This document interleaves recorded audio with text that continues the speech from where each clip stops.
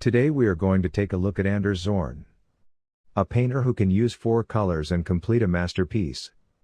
Learn about these colors, and find out more about this artist. You may learn how to use his methods to improve your painting. See you on the other side.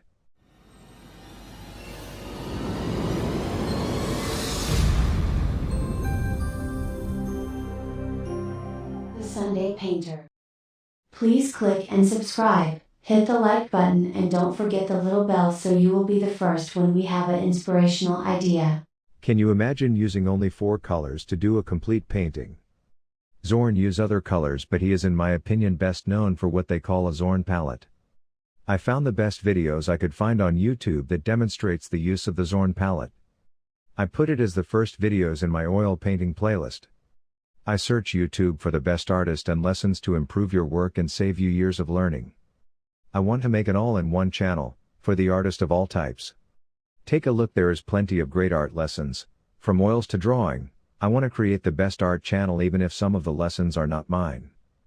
Stay to the end and we'll talk about his 4-color palette to see if you can use it in your work. Not to wait any longer, on with this lesson on understanding Zorn. Anders Leonard Zorn 1860–1920. He was one of Sweden's foremost artists. He obtained international success as a painter, sculptor, and etcher. Zorn studied at the Royal Swedish Academy of Arts in Stockholm, where he amazed his teachers with his talent. Zorn traveled extensively, becoming an international success as one of the most acclaimed painters of his era. Primarily his skill as a portrait painter that gained Zorn international acclaim based principally upon his incisive ability to depict the individual character of his model. While his early works were often brilliant, luminous watercolors, by 1887 he had switched firmly to oils. Zorn was a prolific artist. His sitters included 3 American presidents, nobility, the Swedish king and queen, and numerous members of high society. Zorn is also noted for his nude paintings.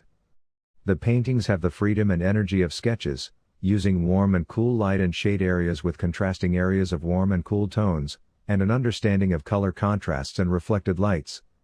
Zorn's accomplished use of the brush allows the forms and the texture of the painted subject to reflect and transmit light and energy. Whilst his brushwork was faithful to the scenes that Zorn was viewing, he did tend to leave a looseness which allows an element of imagination to be used by the viewer.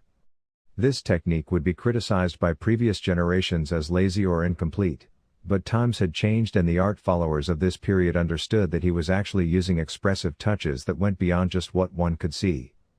It bears a similarity to Impressionism, in that sense, where an artist is beginning the movement towards all the extraordinary twists of reality. There has been a growing appreciation of artists such as Zorn in recent years, and this has also led to a greater focus on related artists' work, such as John Singer Sargent, Joaquin Sorolla and James Abbott McNeill Whistler. Many find this blend of Impressionism, realism and personal flair to have left behind some thoroughly charming artworks from across 19th century. I've only seen one of his works in the Speed Museum. I could not take my eyes off the painting. The simplicity and movement in color is truly captivating. Zorn said, "I never spent much time thinking about others' art. I felt that if I wanted to become something, then I had to go after nature with all my interest and energy, seek what I loved about it, and desire to steal its secret and beauty. I was entitled to become as great as anyone else, and in that branch of art so commanded by me, watercolor painting, I considered myself to have already surpassed all predecessors and contemporaries." Zorn combined loose brushwork with skillful use of drawing, value and edges. His paintings appear realistic, with a sense of effortlessness about them. He is renowned for his use of a limited palette of colors. His Zorn palette is taught in many of the top art schools to help students learn about color theory and mixing. However, it is a common misconception that he only used these colors, but you can use only these colors to paint a work. Zorn's basic color palette consisting of lead white, which is flake white in our time, yellow ochre, vermilion, and ivory black. This limited color palette shows tremendous range in terms of color mixing. A large variety of tonal ranges are possible to mix and considered as a very important development for portrait painting. However, the color palette can also be used in still life and landscape painting under certain circumstances.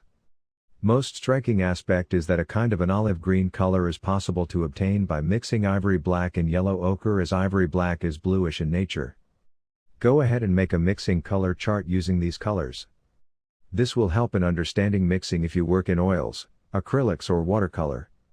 A limited palette will also keep you painting in harmony and will make you think about the construction of your brushwork. Like I said at the beginning of the video, I have a couple of other videos listed on my channel in the How to Oil Paint playlist. Get out your brushes and paint along with these talented artists. As always, subscribe to my channel for many art painting and drawing lessons. I will keep adding or creating art lessons to the channel. Also, there is a link in the description to art supplies I recommend to my students that will help you paint better. Thanks for watching.